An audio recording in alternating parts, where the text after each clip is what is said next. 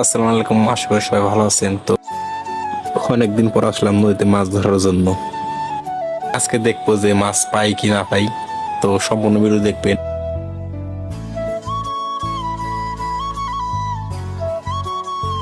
তো আমাদের এখন সম্পূর্ণ জাল ফেলা শেষ, ঠিক আছে। এখন সবাই বসে একটু হাসি ঠাট্টা করতেছি। আর আমার বন্ধু নাজমুল কিন্তু অনেক সুন্দর ভালো বাঁশি বাজাতে পারে। আমরা এখন আছি একবারে নদীর মাঝখানে। সব ভিডিও করা হয়েছে কিন্তু জাল টানা ভিডিওটা করলাম না অনেক। আলহামদুলিল্লাহ, অবশেষে দীর্ঘ কষ্ট করার পর একটা মাছ পেয়ে গেলাম। আমি তো ভাই অনেক খুশি ভাই। আমার চাচা ভাই তো মাছটা দেখে অনেক খুশি, আর আমার বন্ধু তো আরো খুশি। ও তো ফোন দিয়ে ওর ভিডিও করা শুরু করে দিছে। পদ্মা নদীর তরতাজা ইলিশ মাছ, দেখুন একটা মাছটা কিভাবে হাট পাড়তেছে। আমার চাচা ভাই তখন মাছটা ধরে খোলের ভিতরে রেখে দিল। দেখুন কিভাবে পানি খেতেছে মাছটা। তার কিছুক্ষণ পর দেখেন মাছটার কি অবস্থা।